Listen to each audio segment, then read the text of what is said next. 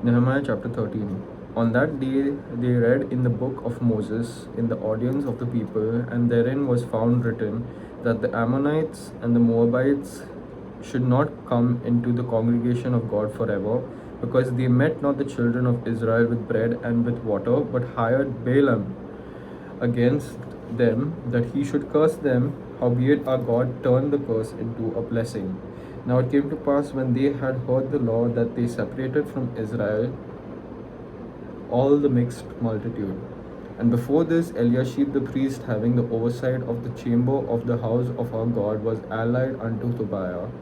And he had prepared for him a great chamber, where aforetime they laid the meat offerings, the frankincense, and the vessels, and the tithes of the corn, the new wine, and the oil, which was commanded to be given to the Levites, and the singers, and the porters, and the offerings of the priests.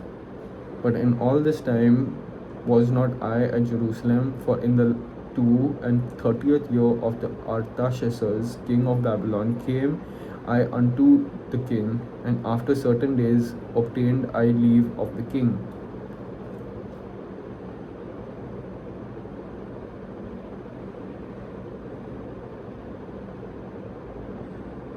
And I came to Jerusalem, and understood of the evil that Eliashib did for Tobiah in preparing him a chamber in the courts of the house of God, and it grieved me sore. Therefore I cast forth all the household stuff of Tobiah out of the chamber. Then I commanded, and they cleansed the chamber, and thither brought I again the vessels of the house of God, with the meat offering and the frankincense. And I perceived that the portions of the Levites had not been given them, for the Levites and the singers that did the work were fled, every one to his field. Then contended I with the rulers, and said, Why is the house of God forsaken? And I gathered them together, and set them in their place. Then brought all Judah the tithe of the corn, and the new wine, and the oil unto the treasuries. And I made treasurers over the treasuries Shelemiah the priest, and Zadok the scribe, and of the Levites Pedaiah, and next to them was Hanan the son of Zachur, the son of Mattaniah, for they were counted faithful, and their office was to distribute unto their brethren. Remember me, O my God, concerning this, and wipe not out my good deeds that I have done for the house of my God, and for the offices thereof.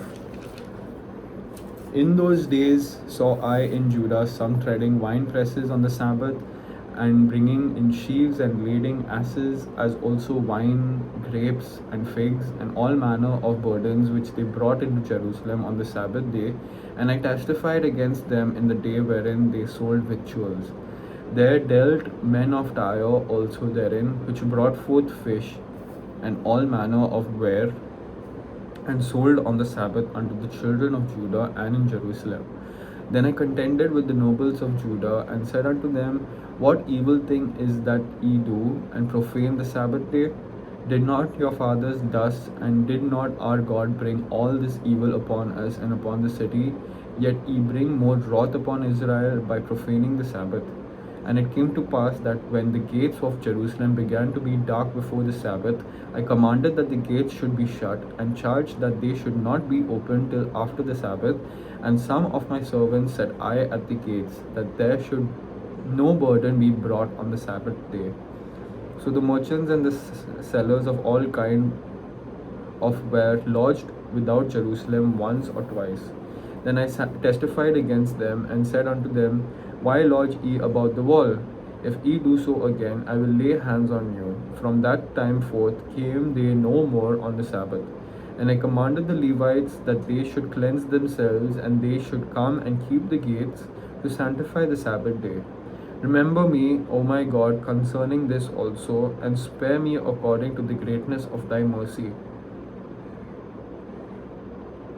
In those days also I saw, verse 23, in those days also saw I Jews that had married wives of Ashdod, of Ammon, and of Moab, and the children spake half in the speech of Ashdod, and could not speak in the Jews' language, but according to the language of each people.